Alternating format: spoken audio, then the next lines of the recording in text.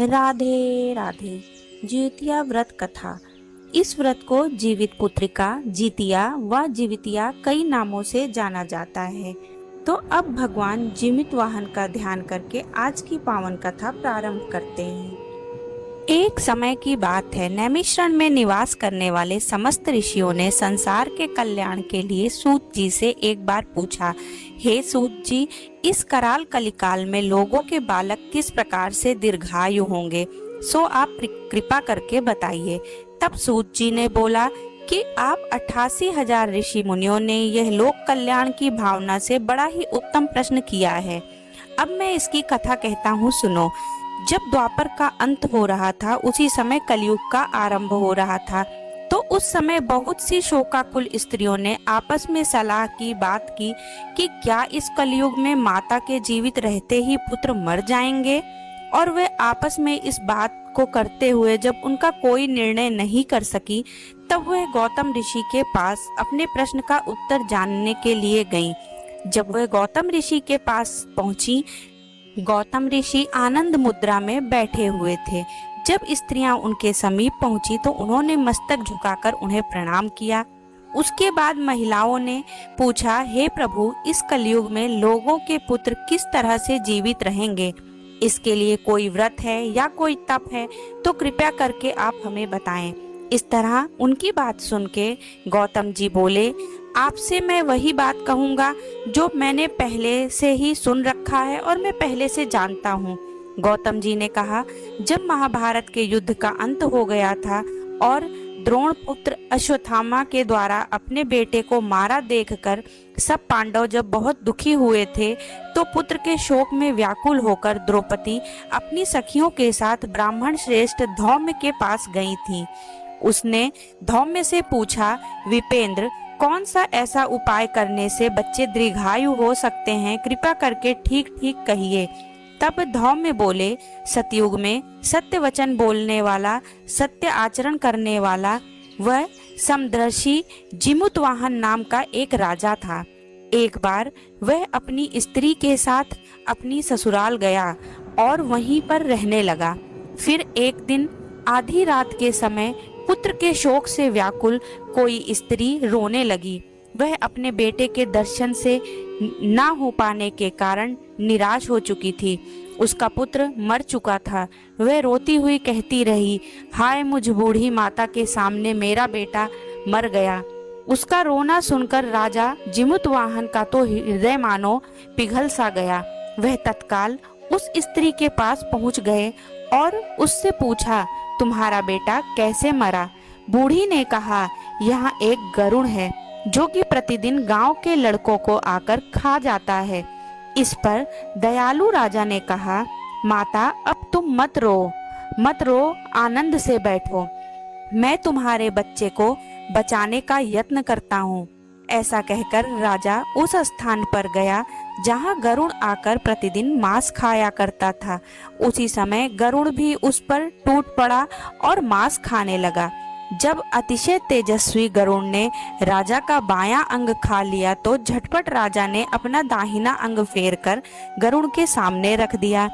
अब वह यह देखकर गरुड़ तो हैरान हो गया। उसने राजा से पूछा, क्या तुम कोई देवता हो या कोई अन्य?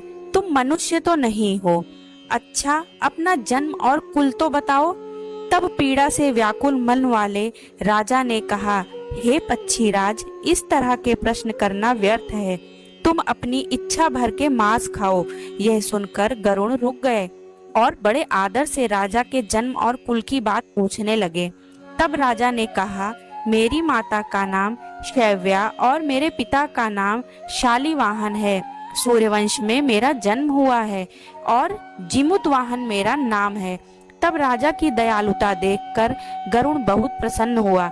उसने राजा से कहा, हे महाभाग, तुम्हारे मन में जो अभिलाषा है वह वर मांगो, मैं उसे अवश्य पूरा करूंगा। तब राजा ने कहा, पक्षीराज, यदि आप मुझे वर देना ही चाहते हो तो यह वर दीजिए कि आपने अब तक जितने भी प्राणियों को खाया है वह सब जीवित हो जाएं। हे स्वामी भाव, आप किसी भी बालक को अब ना खाएं और कुछ ऐसा उपाय करें कि जो भी बालक उत्पन्न हो वे बहुत दिनों तक जीवित रहें। धौम्य कहते हैं, ऐसा कह के पक्षीराज गरुड़ राजा को वरदान देकर स्वयं अमृत लेने के लिए नागलोक चले गए ताकि वे सभी लोगों को जीवित कर सकें।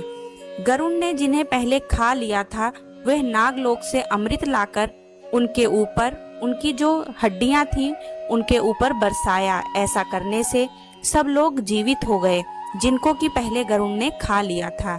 राजा के त्याग और गरुड़ की कृपा से वहां लोगों की बहुत सारे कष्ट जो थे वो दूर हो गए।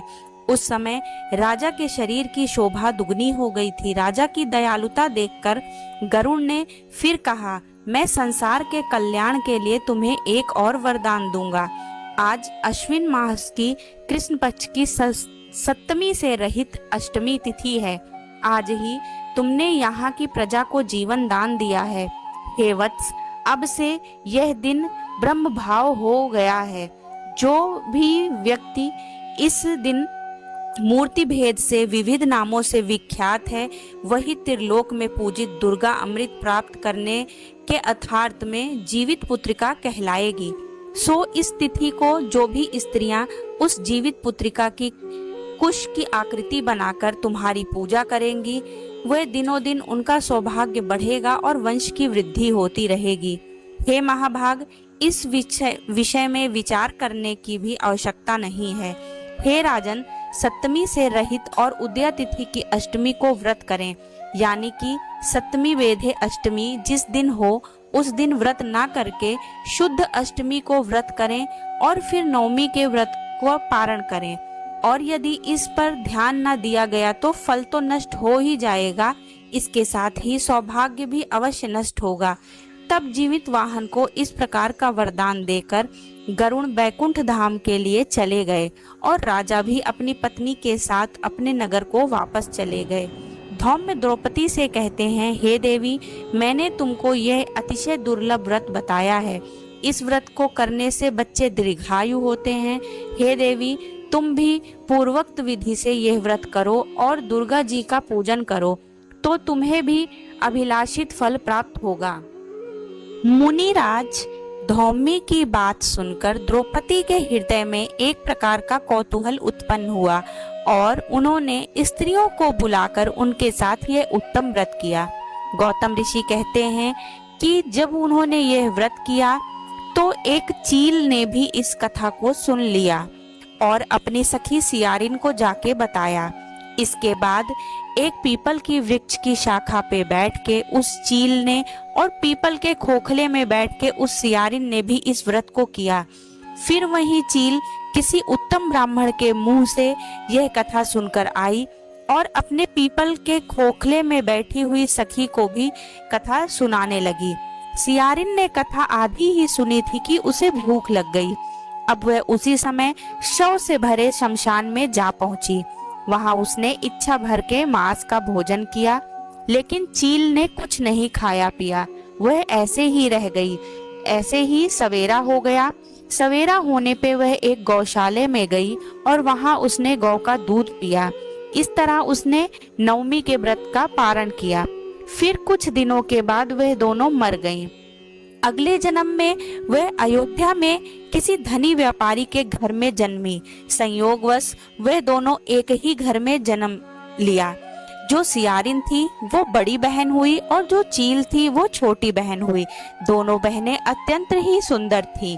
अत्यंत ही सुंदर होने के साथ साथ वह सभी शुभ लक्षणों से युक्त थीं। अब उन दोनों का विवाह करना था, तो इसलिए बड़ी लड़की का काशी राज के यहाँ और छोटी लड़की का उनके मंत्री के साथ विवाह कर दिया गया। पूर्व जन्म के फल की वजह से सियारिन रानी हुई। जिस किसी भी संतान को वो उत्पन्न करती वह मर जाती। पूर्व जन्मों की बातों का स्मरण करने वाली मंत्री की पत्नी अष्टवसुओं के समान तेजस्वी 8 बेटे उत्पन्न किए और सभी जीवित रहे। अपनी बहन के सभी पुत्रों को जीवित देखकर राजपत्नी ने अपने स्वामी से कहा, देखो, यदि तुम मुझे जीवित रखना चाहते हो तो अपने मंत्री के पुत्रों को भी वहीं भेज दो जहां मेरे बेटे गए हैं, अर्थात उन्हें भी मार डालो। अब यह सुनकर राजा ने उस मंत्री के पुत्रों को मारने के कई प्रकार से जत्न किए, कई प्रकार से प्रयास किए, परंतु मंत्री की पत्नी ने जीवित पुत्रिका के पुण्य बल से सभी पुत्रों को बचा लिया। एक दिन राजा ने अपने आदमियों से उन पुत्रों का सिर कटवा कर पिटारी में रखवाया और वह पिटारी उनके माता अर्थात मंत्री की पत्नी के पास भेज दिया। किंतु वह 8 सिर बेशकीमती जवाहरात हो गए और भले चंगे वह 8 बच्चे अपनी माता के पास वापस आ गए। उनको जीवित देखकर राजपत्नी को बड़ा विस्मय हुआ। अंत में वह मंत्री की पत्नी के पास गई और उससे पूछा, बहन, तुमने कौन सा पुण्य कर्म किया है जिससे बार बार तुम्हारे बेटे मरते नहीं और जीवित हो जाते हैं? इस पर मंत्री की पत्नी ने कहा, पूर्व जन्म में मैं चील थी और तुम सियारिन थी। हम दोनों ने व्रत किया था।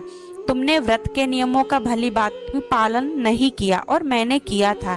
इस दोष के कारण बहन तुम्हारे बेटे मर जाते हैं और मेरे पुत्र जीवित रहते हैं, क्योंकि मैंने जीवित पुत्रिका का व्रत विधि विधान से किया था। मैं तुमसे सच सच कह रही हूँ। तब छोटी बहन के कहने अनुसार रानी ने उस व्रत को धारण किया और विधि पूर्वक उस व्रत का पूर्ण किया और इस जीवित पुत्रिका व्रत के प्रभाव से रानी को कई सुंदर और दीर्घायु बेटे हुए, जो कि बड़े बड़े राजा हुए। सूत जी कहते हैं कि सब प्रकार के आनंद देने वाला यह दिव्य व्रत मैंने तुमको बताया है। चिरंजीवी संतान चाहती हैं जो स्त्रियां, वह इसे विधि पूर्वक करें, इसका पालन करें, इसके नियमों का पालन करें। अष्टमी को व्रत करें, नवमी को इस व्रत का पारण करें और नियम पूर्वक इस व्रत को धारण करें, तो उनके सौभाग्य और संतान दोनों की प्राप्ति होगी। तो ये थी जितिया व्रत कथा। तो एक बार प्रेम से बोलिए, जीवित वाहन भगवान की जय। जीवित वाहन भगवान हमारे बच्चों की सदैव रक्षा करें, उन्हें दीर्घायु करें, उनको उनके जीवन में सफलता प्रदान करें, उनके जीवन में सुख, शांति और समृद्धि रखें। अगर आपको ये कथा उपयोगी लगी हो तो चैनल को लाइक, सब्सक्राइब अवश्य करें और वीडियो को शेयर अवश्य करें। धन्यवाद।